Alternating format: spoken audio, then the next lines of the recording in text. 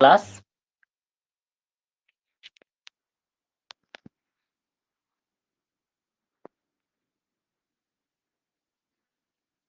क्या मेरी आवाज सुनाई दे रही है?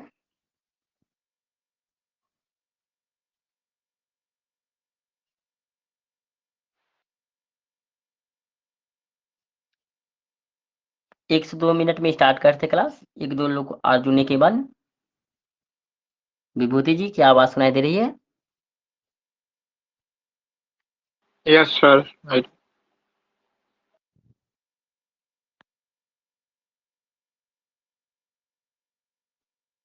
ओके, 1 से 2 मिनट में क्लास स्टार्ट करते हैं।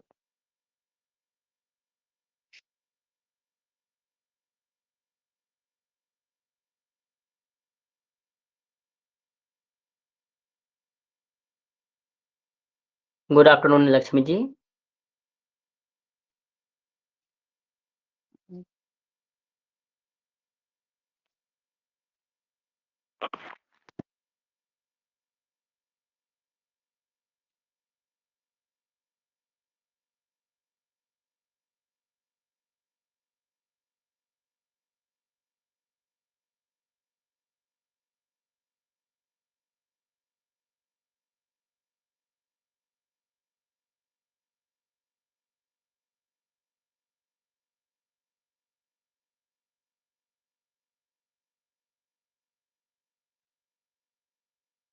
देखिए, आज की क्लास में हम लोग वन पारिस्थितिकी तंत्र की वर्तमान स्थिति के बारे में जानेंगे।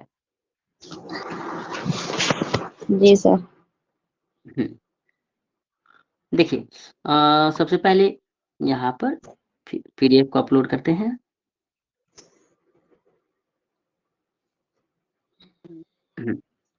जैसा कि आज हम लोग इस पीडीएफ में वन पारिस्थितिकी तंत्र की वर्तमान स्थिति को जानेंगे कि पारिस्थितिकी तंत्र की वर्तमान स्थिति किस प्रकार से है।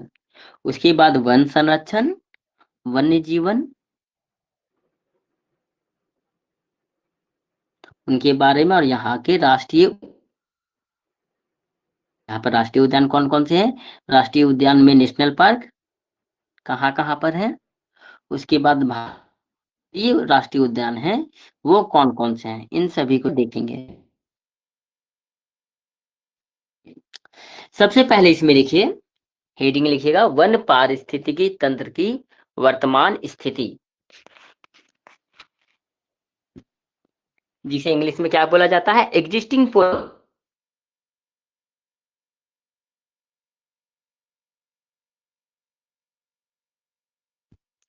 इसमें लिखिएगा हमारे वन संसाधन के निरंतर उपयोग ने हमारे वन संसाधन के निरंतर उपयोग ने वन पारिस्थितिकी तंत्र को भारी क्षति पहुंचाई है, भारी क्षति पहुंचाई है।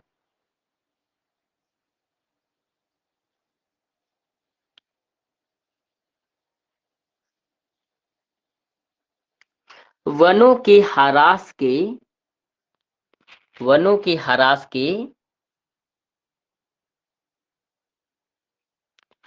प्रमुख कारणों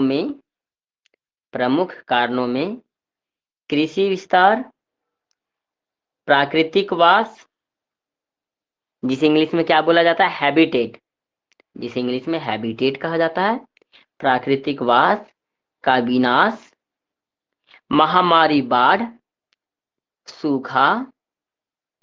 सर थोड़ा धीरे धीरे बोल। हाँ, ओके। वनों के ह्रास के प्रमुख कारणों में कृषि विस्तार, प्राकृतिक वास, जिसे इंग्लिश में हैबिटेट कहा जाता है, प्राकृतिक वास का विनाश, महामारी,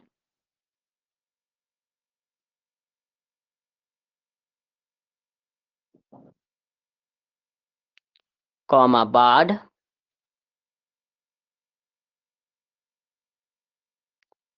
सूखा, चक्रवात तथा तूफान सम्मिलित हैं, तूफान सम्मिलित हैं। देखिए, जो हमारे जो वन संसाधन है, अगर इनका जो अत्यधिक मात्रा में अगर हम लोग उपयोग करते हैं तो इससे क्या होता है, पारिस्थितिकी तंत्र को भी नुकसान पहुंचती है काफी ज्यादा मात्रा में। इससे क्या क्या हो सकते हैं, जैसे वनों का ह्रास, वनों में कमी हो सकते हैं। अब वनों में कमी कब होंगे, जब कृषि विस्तार होगी, जैसा कि हम लोगों ने लास्ट क्लास में देखा था। गुड आफ्टरनून मंजीत जी। देखिए, जैसा कि हम लोगों ने देखा था कि झूम खेती किस प्रकार से होती है, जो वनों को काट करके की जाती है। तो जब हम लोग वनों को काट करके जब खेती ये सब करते हैं तो क्या हो गया, कृषि का विस्तार हो रहा है, प्राकृतिक वास का विनाश कर रहे हैं, महामारी हो रही है। जैसे जितना भी अगर हम लोग पेड़ पौधे को काटेंगे तो वहां रहने वाले जितने भी जीव जंतु वो तो सभी लोग तो उनका तो आवास छिन जाएगा। उसके बाद उससे क्या होगी, तो पेड़ पौधे नहीं रहते तो बाढ़ भी जो आती है तो पानी जो अधिक मात्रा में ये वो फ्लो करने लगते, बढ़ने लगते हैं। चक्रवात तूफान ये सभी इसमें शामिल होते हैं, क्योंकि जो पेड़ पौधे होते हैं वो पानी को काफी हद तक खींचे हुए रखते हैं और मिट्टी को भी पकड़ में मजबूती आती है। अगर पेड़ पौधे नहीं रहेंगे तो मिट्टी भी क्या हो जाएगी, कमजोर हो जाएगी। मिट्टी का भी अपरदन हम लोगों को दिखने को मिलेगा। इसके आगे लिखिएगा, देखिए, जो पीडीएफ में उसको पूरा नहीं लिखवाते, जो महत्वपूर्ण टॉपिक है इसमें, जो महत्वपूर्ण लाइन है उसी को लिखवाते हैं, ठीक है। बाकी तो पीडीएफ को आप लोग भी पढ़ सकते हैं डाउनलोड करके। आगे देखिए, राष्ट्रीय दूरस्थ राष्ट्रीय दूरस्थ संवेदन एजेंसी, राष्ट्रीय दूरस्थ संवेदन एजेंसी के एक आकलन के अनुसार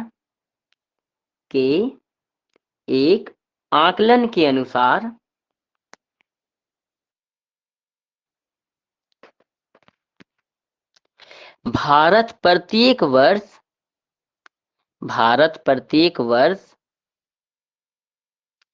लगभग 1.3 मिलियन हेक्टेयर वन क्षेत्रफल खो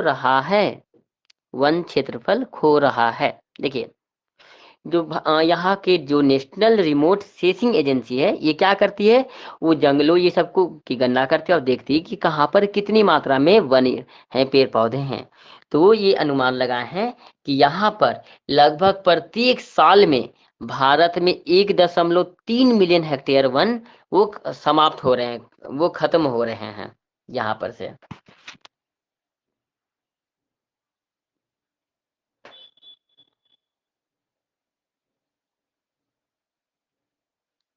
आगे में लिखिएगा, वन पारिस्थितिकी संतुलन,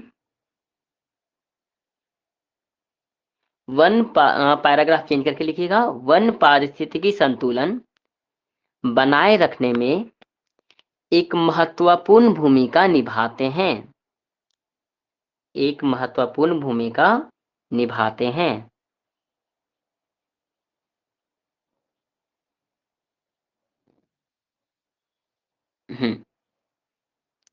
देखिए, वन संरक्षण किस किस प्रकार से होती है,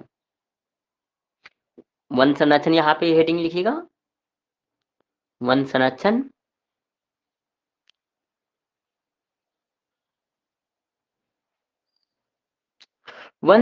में लिखिएगा, सबसे पहला नंबर वन रोपण,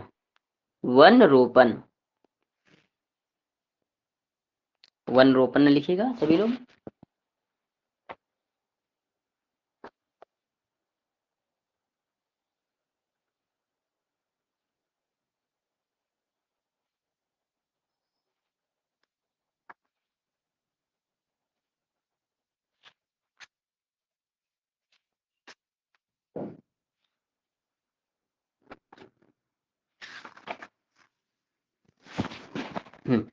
वन रोपण के बाद लिखिएगा, बड़े पैमाने पर वन रोपण कार्यक्रम चलाया जाना चाहिए। चलाया जाना चाहिए।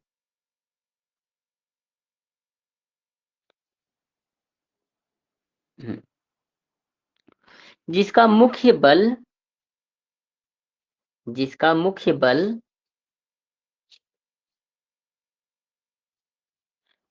जलावन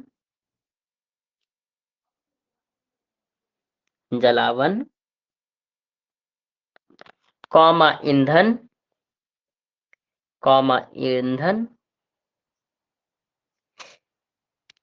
कौमा इमारती लकड़ी घास तथा छोटे वृक्ष के उत्पादन पर होना चाहिए।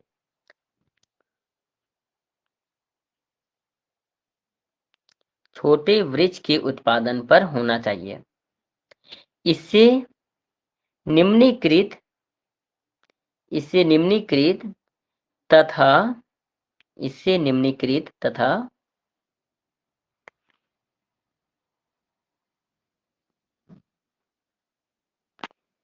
निरावृत भूमि जिसे डिग्रेडेड लैंड कहा जाता है को ढका जा सकेगा।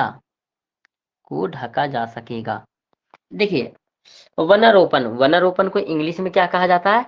अफॉरेस्टेशन। इसमें क्या होता? वन रोपण का मतलब क्या था? वन को रोपना, पेड़ पौधों को लगाना। ठीक है, जब पेड़ पौधे अधिक मात्रा में जहां पर होते हैं उन्हीं को ही वन कहा जाता है। तो इसमें क्या होता है? यहाँ पर अत्यधिक मात्रा में पेड़ पौधे को लगाए जाते हैं। ठीक है, और पेड़ पौधे को लगाने के साथ साथ यहाँ पर देखा जाता है कि कौन कौन सी जो लकड़ी है जो हमारी सहायता कर सकती है और जो हमारे जलाने के लिए उपयोग में होता है। जैसे देखिएगा कि जंगल के आसपास जिनका भी घर होता है वो क्या करते हैं? अपने खाना ये सभी के लिए, खाना पकाने के लिए जंगलों से काट करके लकड़ी लाते हैं, जो सूखी हुई लकड़ी होती है उन्हीं को ही जला करके क्या करते हैं? खाना ये सब बनाने का काम करते हैं। उसके अलावा यहाँ पर ईंधन के लिए लकड़ी ये सब मिल गई। इमारती लकड़ी मिल गई। इमारती मतलब जिससे हम लोग इमारत ये सब बना सके तथा यहाँ पर जो फर्नीचर ये सब बना सके, जो जो पलंग सोफा ये सब होता है वो भी बना सके। और उसके अलावा जो छोटे छोटे जो घास ये सब होते हैं जिनसे भूमि दिखती, जैसे निम्नीकृत तथा निरावृत, इसका मतलब वो क्या? जो भूमि की जो सतह दिखती है वो भी ढका हुआ रहे। जब हम लोग जंगल में जाते हैं, आप लोग भी कभी जंगल में ये सभी में गए होंगे, तो वहां पर ये ध्यान दिए होंगे कि हम लोग को भूमि दिखाई नहीं देती है। वहां पर क्यों नहीं दिखाई देती है? क्योंकि वहां पर जितने भी सूखे पत्ते ये सब होते हैं सबसे पहले वो गिरे हुए होते हैं, और उसके नीचे में छोटी छोटी आप लोग देखेंगे चाहे बड़ी भी मात्रा में घास ये सब होते हैं, जो हम लोग को जमीन एक भी नहीं दिखाई देती है। इसी को ही क्या कहा जाता है? जंगल कहा जाता है, वन। पहला तो क्या हो गया? वन रोपण। देखिए यहाँ पर और अत्यधिक मात्रा में यहाँ पे नहीं लिखा गया है वन संरक्षण के बारे में, परंतु इसमें काफी ज्यादा पॉइंट है और काफी ज्यादा पॉइंट आप लोगों को पता भी होंगी। जैसे यहाँ पर अभी और आगे आप लोग लिख सकते हैं, जैसे सड़क, रेल मार्ग, नदी के किनारे वृक्षारोपण। तो ये सब क्या होते हैं? वृक्षारोपण। जैसे हम लोग जहां जहां पर भी वृक्ष को लगाते हैं उसे क्या कहा जाता है? वृक्षारोपण। जैसे हम लोग पिछले के पीडीएफ में भी इसको लिख चुके हैं, इसलिए यहाँ पर सभी चीज को नहीं लाया गया है। यहाँ पर बस एक पॉइंट को लाया गया है, वनोरोपण।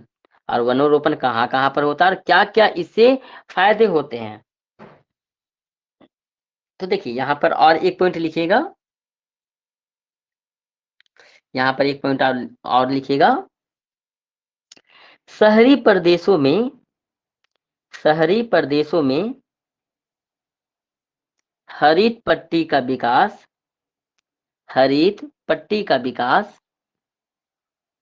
तथा सामुदायिक भूमि पर वृक्षारोपण हरित पट्टी का विकास, इसके बाद हरित पट्टी का विकास तथा सामुदायिक भूमि सामुदायिक भूमि पर वृक्षारोपण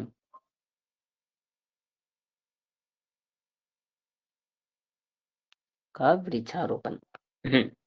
देखिए, वृक्ष का रोपण हम लोग कहाँ कहाँ पर कर सकते हैं, जैसे नदी किनारे, रेल मार्ग के किनारे, जैसा कि हम लोग देखते हैं जो सरकार है वो हमेशा हर जगह देखेंगे कि रेल मार्ग के आगे अगल बगल में दोनों तरफ में ये पेड़ पौधे को लगाते हैं।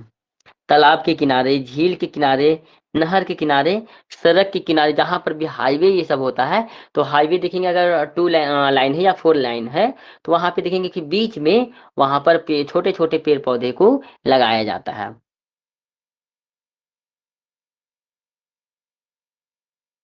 जी सर। हाँ बिल्कुल, मंदिर जी भी यहाँ पे बोल रहे रोड के किनारे। उसके बाद यहाँ पर लिखिएगा नेक्स्ट पॉइंट, वन्य जीवन। नेक्स्ट पॉइंट लिखिएगा वन्य जीवन।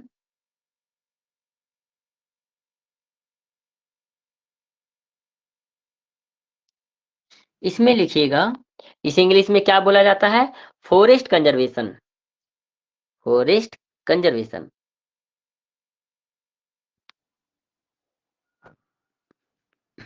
इसमें लिखिएगा, भारत के भू जलवायु, भारत के भू जलवायु पर्यावरण में अनेक विविधताएं देखी गई है। अनेक विविधताएं देखी गई है।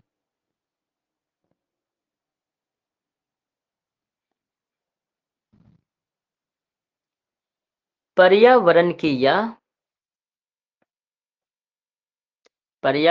यह विविधता वन्य जीवन, पर्यावरण की यह विविधता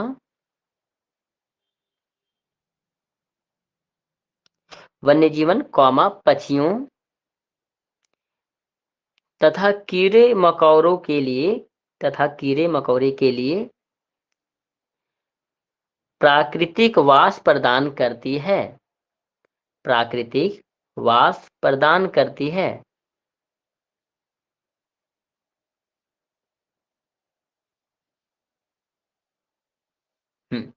जैसा कि हम लोग देखते हैं कि जैसे वन ये सब में क्या होते हैं, नीचे में हम लोग हमेशा देखेंगे कि वहां पर छोटे छोटे जितने भी कीड़े मकोड़े हैं, पक्षी है, वन्य जीव हैं, वो वहीं पे रहने का काम करते हैं। ठीक है, आगे लिखिएगा, विश्व के लगभग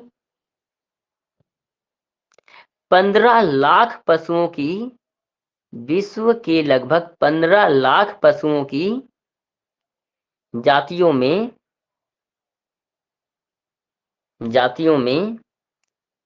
भारत में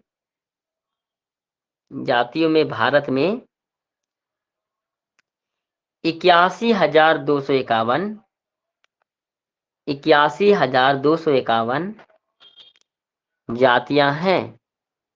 देखिए, पूरे विश्व में कितने प्रकार की प्रजाति है वन्य जीव की, जितने भी जीव हैं उनकी प्रजाति टोटल कुल मिलाकर 15 लाख, जिनमें से मात्र 81,000 भारत में पाए जाते हैं। मात्र कितनी है, 81,251 जाति यहाँ पर पाई जाती है, जो कितनी प्रतिशत है, मात्र 6.7% है, जो कुल कितना है, 6.7%।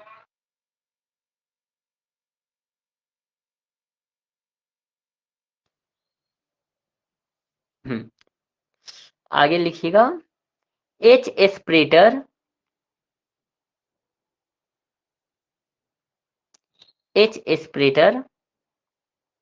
1934 में बताए थे, जो 1934 के अनुसार भारत में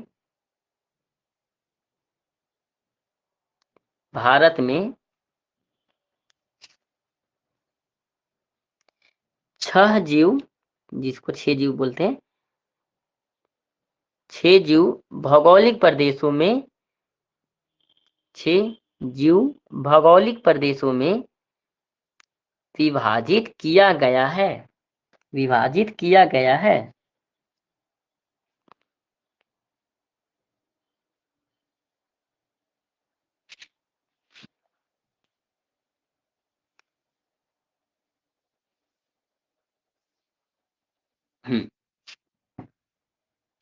ये छह जीव का जो नाम आगे में लिखा हुआ है पीडीएफ में, यहाँ पर देखिए आगे में लिखेंगे। भारत में 350 विभिन्न प्रकार के स्तनधारी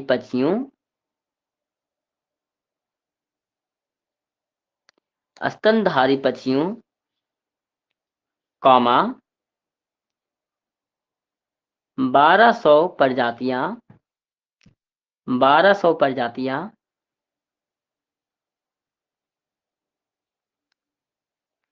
सरीसृप जिसे सांप, जो जमीन में रेंगने वाले जो कीट होते हैं, जीव होते हैं, उन्हें कहा जाता है सरीसृप,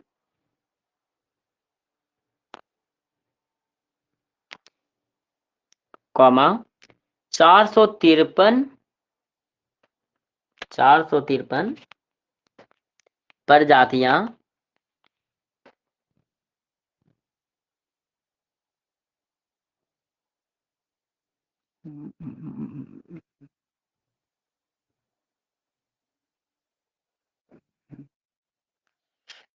अच्छा, यहाँ पर थोड़ा सा मिस्टेक हुआ है, यहाँ पर आप लोग यहाँ पे सुधारेंगे, थोड़ा सा मिस्टेक है यहाँ पर। जो 400 यहाँ पर लिखा हुआ है, 350 जो 400 जो 53 है शुरू में, 400 जो 53 वो किनके हैं? सरीसृप के हैं, ठीक है। 1200 किनके हैं? पक्षियों की है। उसके बाद जो 4500 है, यहाँ पर लिखिएगा 4500 पौधों और प्रजातियां हैं। 4500 किनके हैं? हाँ, पौधों प्रजातियां हैं।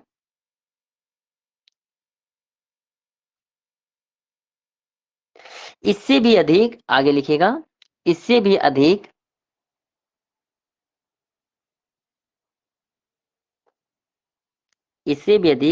भारत में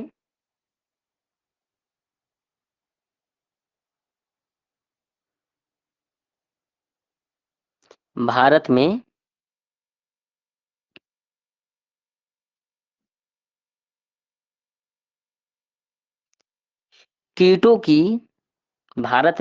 की 50,000 ज्ञात प्रजातियां हैं।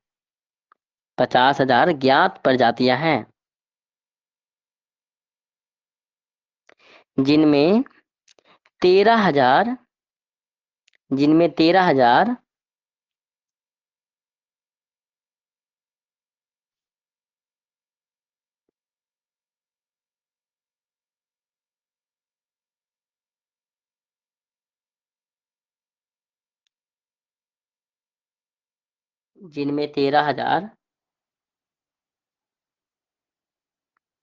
तितलियां एवं मौत हैं। मौत यहाँ पे लिखा हुआ है, पीडीएफ में लिखिएगा, मौत हैं।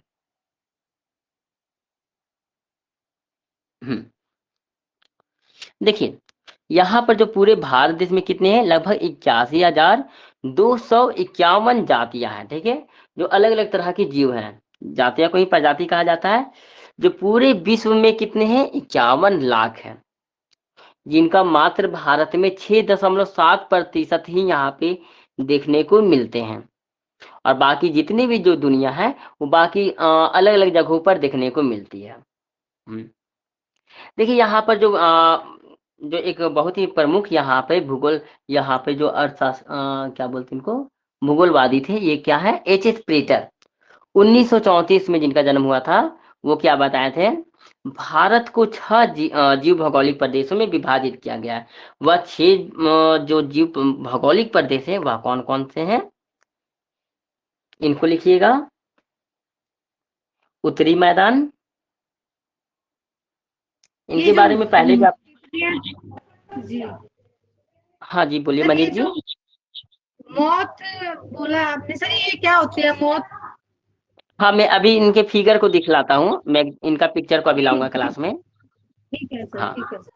ठीक। यहाँ पे पहले लिख लेते हैं। देखिए यहाँ जो 6 जीव बताए हैं उनका नाम लिखिएगा। पहला है क्या लिखवाया था? पहला उत्तरी मैदान, पहला उत्तरी मैदान। दूसरा लिखिएगा, पहला उत्तरी मैदान। दूसरा लिखिएगा हिमालय प्रदेश। दूसरा लिखिएगा हिमालय प्रदेश। तीसरा लिखिएगा थार मरुस्थल। थार मरुस्थल। चौथा लिखिएगा, चौथा लिखिएगा प्रायद्वीपीय पठार। प्रायद्वीपीय पठार।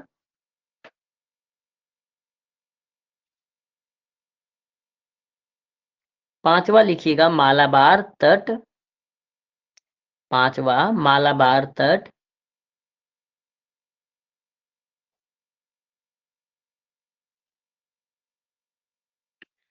लास्ट लिखिएगा नीलगिरी।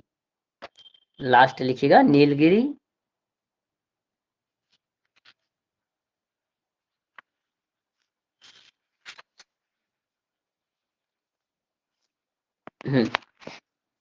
देखिए ये 6 भौगोलिक प्रदेश में ये विभाजित किया गया है, ठीक है।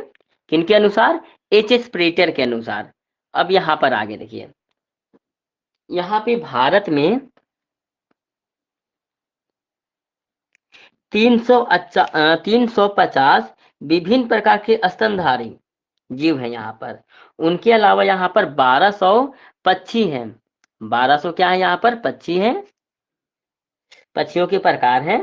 और उसके बाद 453 सरीसृप हैं। सरीसृप मतलब जो जमीन पर रेंगते हैं।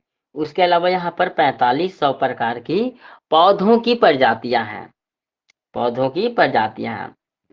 और यहाँ पर उसके अलावा 50,000 लगभग कीटों की जो ज्ञात प्रजातियां, ज्ञात मतलब जो पता है प्रजातियां इन प्रकारों की हैं। उसके अलावा यहाँ पर 13,000 तितलियां और एवं मौत। देखिए मौत का हम यहाँ पर पिक्चर लाते हैं। एक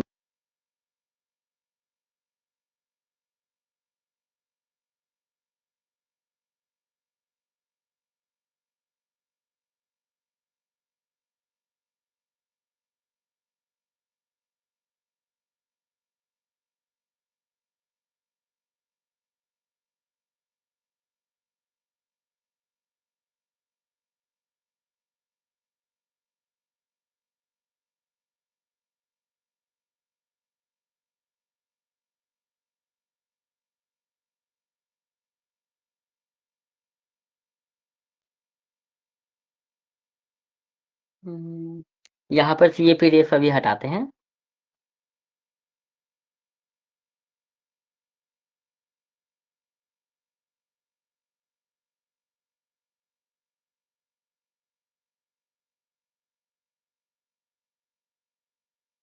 ये दिखाई दे रही क्लास, यही है देखिए मौत। जो यहाँ पे तितलियों की अलग अलग प्रकार की वेराइटी है, जो पूरे भारत देश में हर जगह पे नहीं पाई जाती है। कहीं कहीं पर ये हम लोग को देखने को मिलती है। ये हम लोगों को जी कहीं सर। कहीं पर देखने। हाँ, सभी को दिखाई दे रहे हैं? जी। ओके, इसको आप लोग डाउनलोड भी कर सकते हैं यहाँ पर देखने के लिए। देखिए, अब वापस पीडीएफ पर आते हैं।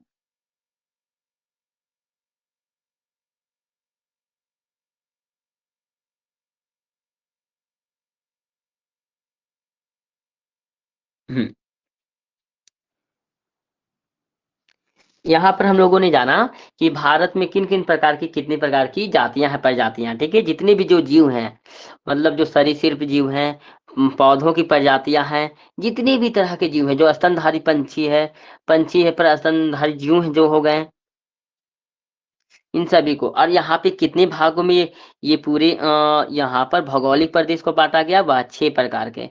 और इनके बारे में भी हम लोग पहले भी पढ़ चुके हैं। हिमालय प्रदेश, उत्तरी मैदान, थार मरुस्थल, प्रायद्वीपीय पठार।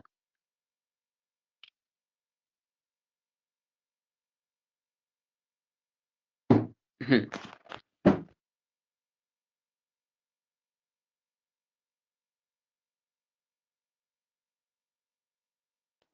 देखिए इसमें और आगे यहाँ पर समझिएगा, यहाँ पर लिखने की जरूरत नहीं है।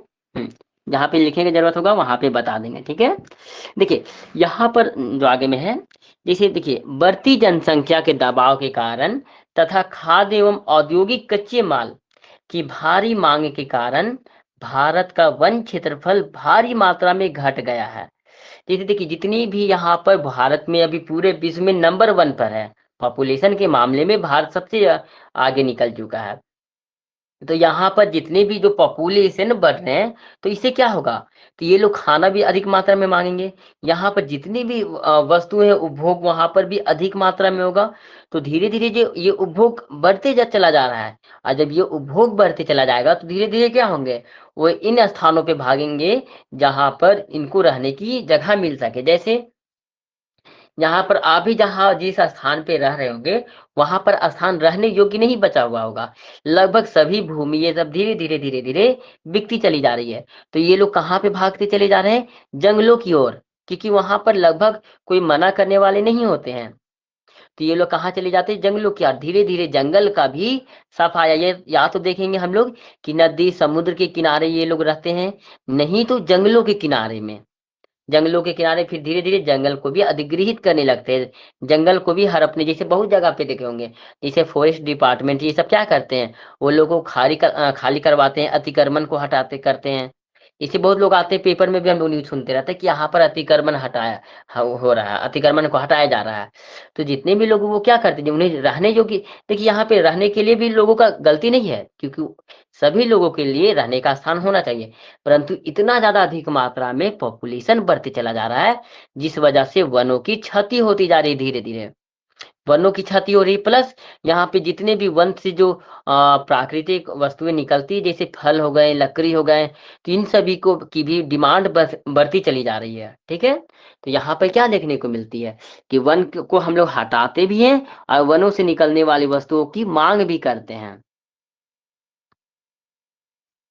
जिस कारण से यहाँ पर क्या हो रहा है कि भारत का वन क्षेत्रफल भारी मात्रा में घटते चला जा रहा है, क्योंकि यहाँ पर घनत्व काफी ज्यादा बढ़ गया है और वृक्षों की घनत्व घटती चली जा रही है।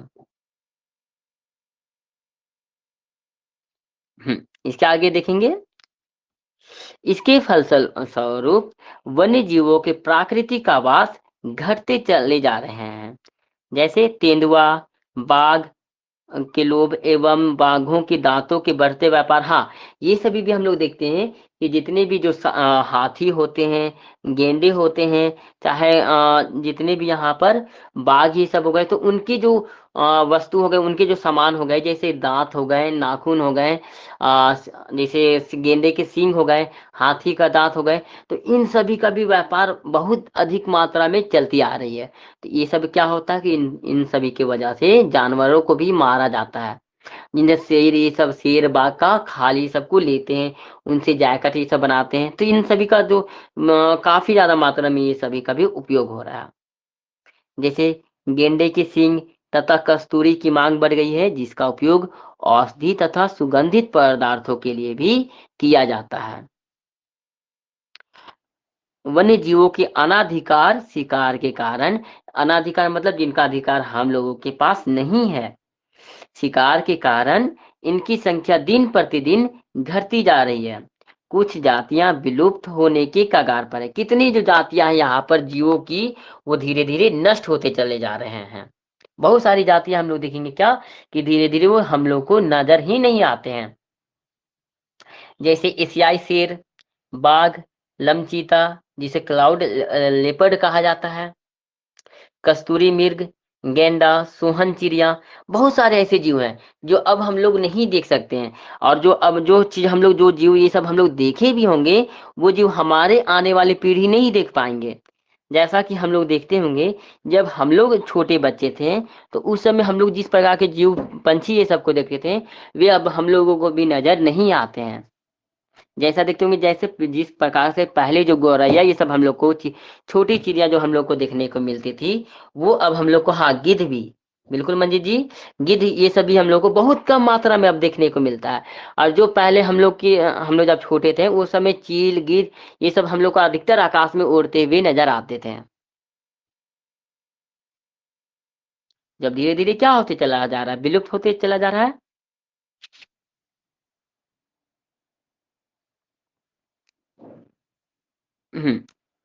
आगे में लिख सकते हैं, राष्ट्रीय जैविक विविधता अधिनियम 2002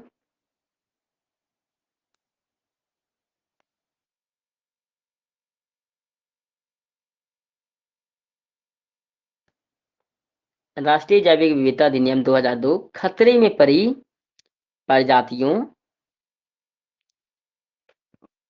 और उनके आवासों की सुरक्षा सुनिश्चित करता है, उनकी सुरक्षा सुनिश्चित करता है। Wild life crime control bureau. Hello hello. और एक बार फिर हाँ रिवाइज विभूति। फिर से रिवाइज करिए हाँ इसको, फिर से रिवाइज हाँ करिए हाँ थोड़ा सा। Okay okay. राष्ट्रीय जैविक विविधता अधिनियम 2002 खतरे में पड़ी प्रजातियां और उनके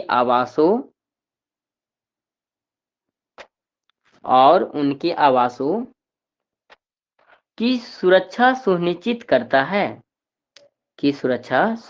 करता है। वाइल्ड लाइफ क्राइम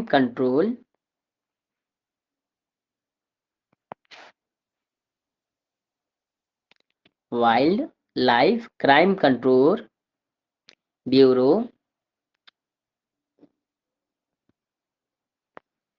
वन्य जीवों के शिकार और उसके उत्पादों के अवैध व्यापार पर नजर रखता है।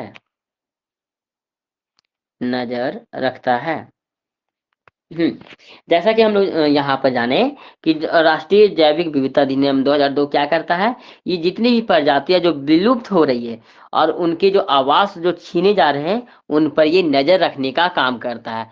जैसे हम लोग भी जानते देखे थे, ये हाल फिलहाल में ये न्यूज आया था, जैसे मोदी जी क्या किए थे कि एशियाई शेर को बाहर के देशों से यहाँ पर ला करके रखे थे, जो जैसे चीता भी लाया गया था। तो ये सब जो चीता ये बाहर से तो ले आते हैं, परंतु इनको सही रूप से हम लोग भी रख नहीं पाते हैं, क्योंकि उनको भी जिस प्रकार की जैविक विविधता में वो रहते हैं उन प्रकार से यहाँ पर प्रोवाइड नहीं किया जा सकता है, इसलिए धीरे धीरे ये विलुप्त होते चले जा रहे हैं।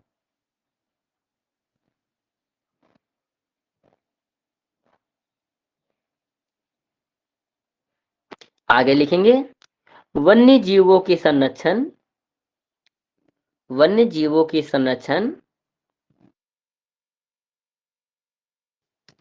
के लिए भारत सरकार ने 1972 में वन्य जीवन सुरक्षा अधिनियम पारित किया। वन्य जीवों के संरक्षण के लिए भारत सरकार ने 1972 में वन्य जीवन सुरक्षा अधिनियम, जिसे इंग्लिश में क्या बोला जाता है, वाइल्ड लाइफ प्रोटेक्शन एक्ट, इन्हें पारित किया गया था। कब? 1972 ईस्वी में।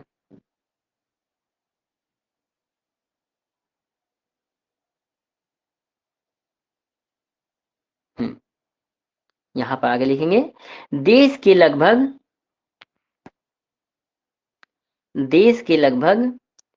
1.56 लाख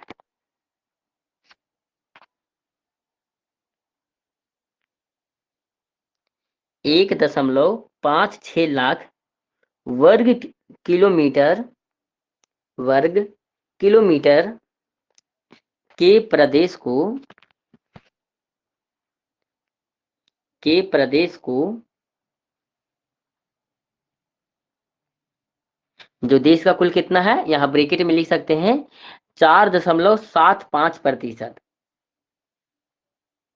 4.75%। आगे लिखिएगा राष्ट्रीय उद्यान, कौमा अभयारण्य तथा जीवमंडल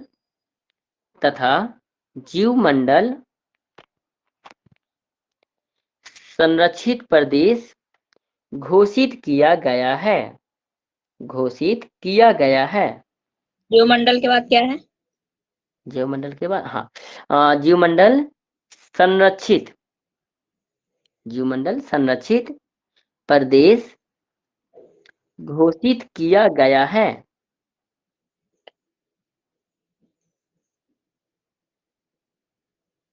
देश के लगभग कितना, 1.56 वर्ग किलोमीटर को, ठीक है। जो टोटल हम लोग का भारत का कुल क्षेत्रफल कितना है, बता पाएंगे क्लास? जी सर 32,87,000। बिल्कुल, सर बहुत क्या ही अच्छा। पूछा अभी आपने? भारत का कुल क्षेत्रफल कितना है? सर 32,87,263 वर्ग 263। किलोमीटर। हाँ, बहुत ही अच्छा, बहुत ही अच्छा विभूति जी, मंजीत जी। देखिए, और ये 32,87,000 में से कुल कितना यहाँ पे भारत को जो अभयारण्य और राष्ट्रीय उद्यान के लिए दिया गया है वह 1.56 लाख। जो देश का कुल कितना है, 4.75%। ये आंकड़े याद रखिए, ये आंकड़े का बहुत ज्यादा पूछे जाते हैं एग्जाम में। 4.75% अभयारण्य जीवमंडल संरक्षित प्रदेश घोषित किया गया है। ये 2019 का आंकड़ा है कि राष्ट्रीय उद्यान और अभयारण्य की संख्या कितनी है, 104 तथा 551 अभयारण्य की है। राष्ट्रीय उद्यान है 104 और अभयारण्य है 551। ये 2019 की आंकड़ा है।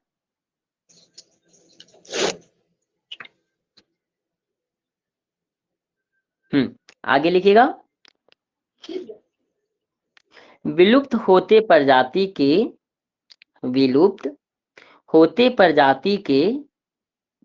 सर एक वर्ग सेकंड में, पीछे बोलिएगा, अभ्यारण्य के कितनी है? अभयारण्य के है 551। और ये 104 किसका है? 104 है राष्ट्रीय उद्यान का। 104 राष्ट्रीय उद्यान। हम्म आगे लिखिएगा विलुप्त होते प्रजाति के वर्ग में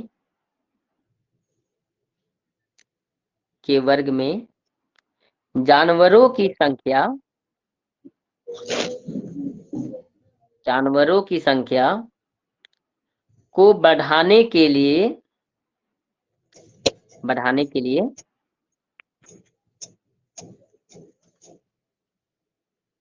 प्रोजेक्ट टाइगर, इसके ब्रैकेट में लिखिएगा 1973, 1973।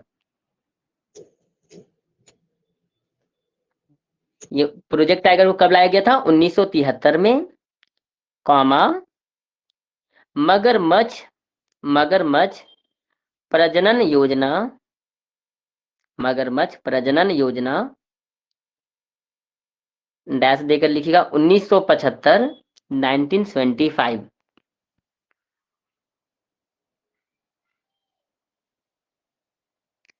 राइनोसोरस प्रोजेक्ट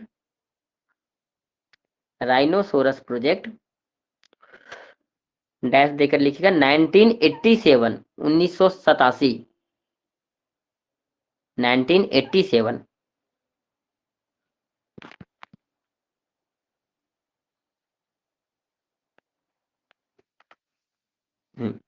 उसके आगे लिखिएगा शाह योजना।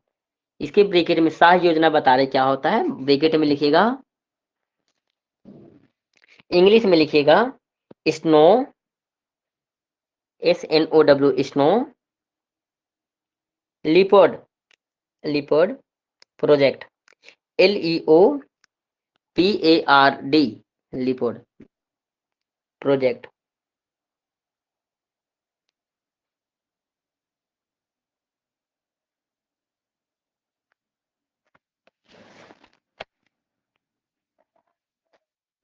डैश देकर लिखिए उसके आगे लिखिएगा तथा प्रोजेक्ट एलिफेंट, क्योंकि प्रोजेक्ट एलिफेंट और शाह योजना एक ही साथ में आया था।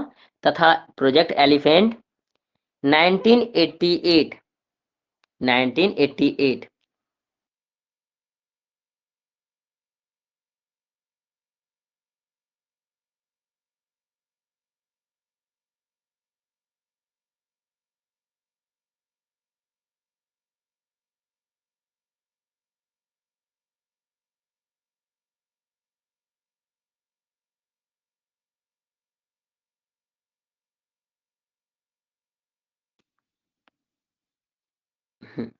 सभी का हो गया।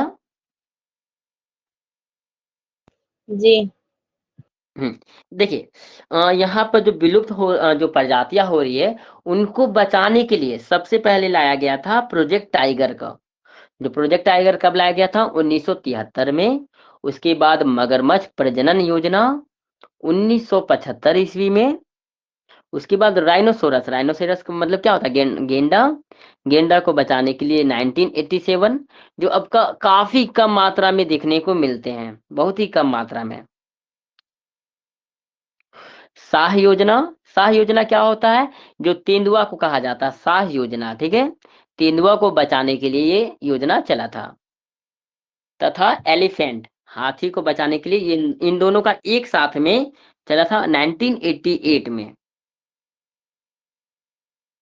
जहां पर ये सभी जीवों को रखा जाता था जिससे अधिक मात्रा में और भी नए नए जीव आ सके।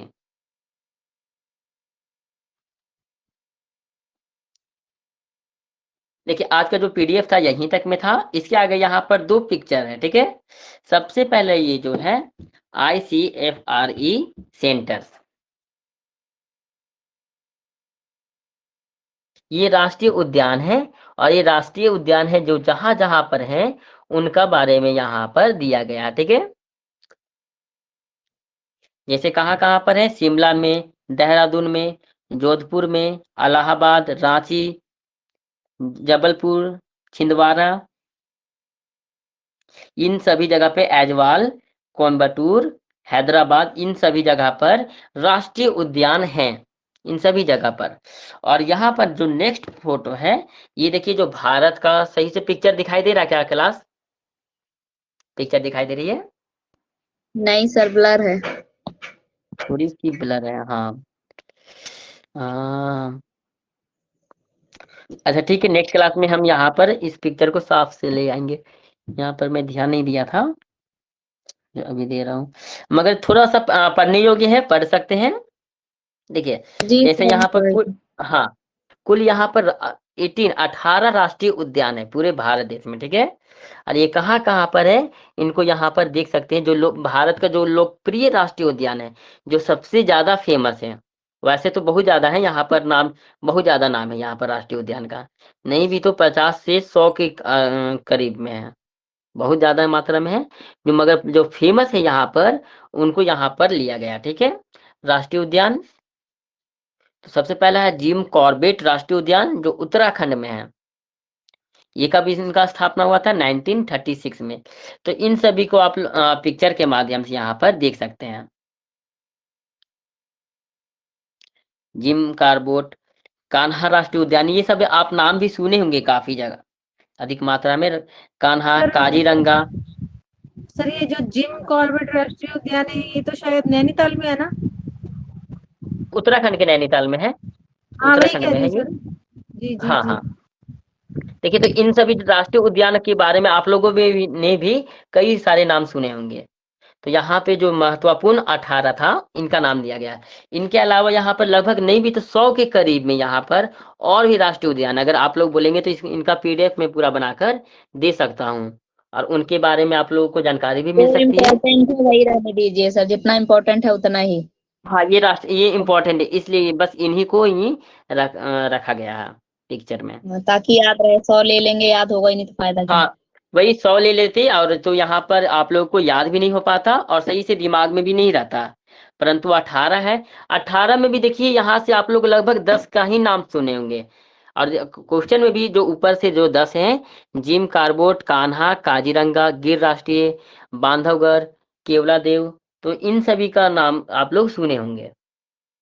फूलों की जी घाटी, इन सभी का नाम सुने होंगे आप लोग। आज तो एमसीक्यू के लिए समय नहीं बच पाया है, तो लास्ट क्लास में नेक्स्ट क्लास में यहाँ पर कल के क्लास में एमसीक्यू को लाएंगे। जी सर सर। हाँ जी सर बोलिए। एक बात पूछनी थी, जो अभी हाल ही में मतलब वो वानतारा जो है गुजरात में, तो हाँ हाँ उसका हाँ। नाम भी होगा इसी में? नहीं, वो अभी देखिए वो बनी है, बड़ी मात्रा में है, परंतु उनका जो जी स्थापना तुरंत भर में ही हुआ है, तो जी, ये इसमें नहीं है, इस पुस्तक में नहीं है और यहाँ पे लिया मतलब भी नहीं गया था। वो भी एक राष्ट्रीय उद्यान में से है? नहीं, अभी राष्ट्रीय उद्यान का उनको मान्यता नहीं मिली है, उनको ठीक है राष्ट्रीय सर। उद्यान के लिए मान्यता नहीं मिली, अभी तो नहीं नहीं वो स्थापना ही हुआ है। जी जी, 1 साल हो गया शायद। हाँ हाँ, जी ये जी इनका सर। है ना, अंबानी जी का है जो। अंबानी जी का, जी जी, अंबानी जी के बेटे का, आकाश अंबानी हाँ, का शायद। अनंत अंबानी ना, वान सॉरी, अनंत। वानतारा जंगल बोलते हैं जिसको। हाँ हाँ हाँ, बिल्कुल। जी जी देखिए सर। हाँ, वो अभी राष्ट्रीय उद्यान को उनको मान्यता नहीं प्राप्त हुई है। तो देखिए इन सभी को, अच्छा राजकुमार जी पूछ रहे सब्जेक्ट कौन सी है। ये देखिए इकोलॉजी एंड इन्वायरमेंट की आज क्लास हो रही है, इकोलॉजी एंड इन्वायरमेंट की। देखिए आप लोग को एक और न्यूज बता देते हैं, जैसा कि 6 तारीख से 6 जुलाई से यहाँ पर जो क्लास चलने वाली थी, परंतु मैंने तो काफी पहले ही, 1 सप्ताह पहले ही से ही लास्ट थर्सडे से ही क्लास स्टार्ट कर चुका हूँ अपना। तो आप लोग के सामने में अभी यहाँ पर दिखेंगे कि नहीं, 1 मिनट रुकिएगा, आप लोगों को मैं दिखा देता हूँ कि ये सिलेबस किस किस टाइप से है, ठीक है।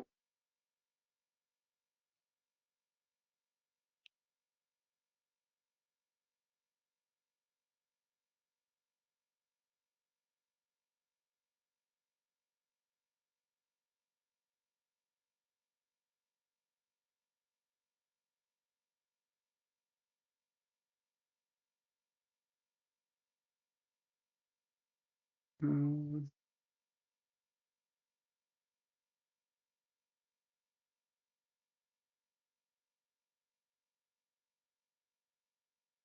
सभी को दिख रही है ये सिलेबस क्लास? जी दिख रही है सर, हट गई। हाँ, दिख रही देखिए हाँ, थोड़ी सी ये ब्लर हो गई, ये डाउनलोड नहीं किया हुआ था, ये शेयर करके दिखा रही इसलिए। देखिए ये इकोलॉजी एंड इन्वायरमेंट की है, ठीक है। यहाँ पर है। जी जी सर। पारिस्थितिकी तंत्र की सबसे पहले जो आज भी हम लोगों ने देखा कि पारिस्थितिकी तंत्र की वर्तमान स्थिति किस प्रकार से है। उसके बाद हम लोग वन संरक्षण, वन्य जीव, जीव मंडल आरक्षित प्रदेश, भारत के मुख्य राष्ट्रीय उद्यान, कच्छ वनस्पति जिसको मैंग्रोव भी कहा जाता है। उसके बाद प्राकृतिक संसाधन में आएंगे, ऊर्जा संसाधन में आएंगे। ये हम लोग का इकोलॉजी एंड एनवायरनमेंट की 6 जुलाई से 31 अगस्त तक की क्लास की है, ठीक है। जी सर। हाँ, और जब कल की मॉर्निंग क्लास में जब हम लोग आएंगे तो वहां पर ज्योग्राफी की क्लास की मैं यहाँ पर आप लोग का दिखा दूंगा, ठीक है, सिलेबस ठीक है क्या सर। है। और सभी को पता है कि कल से थोड़ा टाइमिंग भी थोड़ा सा ऊपर नीचे हुआ है, जो पहले मेरी 11 बजे की क्लास थी, जो कल से 10 बजे चलेगी। तो सर जो 10 बजे वाली क्लास है वो किस टाइम चलेगी कल? शायद 11 बजे चलेगी, उनके बारे में तो नहीं ध्यान दिया था मैं। ठीक है सर, क्योंकि हाँ, हमारे पास अभी टाइम टेबल अभी दिया नहीं है, जो चेंजिंग हुआ है उसके अकॉर्डिंग। अच्छा ठीक है, अच्छे कल के क्लास में मैं टाइम टेबल दिखा दूंगा, ठीक है, जी, बार क्योंकि बार मैं चेंज अपना, हो रहे हैं, थोड़ा बताना चाहिए फिर भी। हाँ पता नहीं, ये बताना तो चाहिए, ये न्यूज हमको लगा था कि ये स्टूडेंट ग्रुप में चला गया होगा। नहीं सर, नहीं मिला, आप दे देना सर। हाँ, कल की क्लास में मैं बता दूंगा। ठीक है सर। ओके, चलिए ठीक है। Good afternoon sir. हाँ, गुड आफ्टरनून। चलिए नेक्स्ट क्लास में मिलते हैं।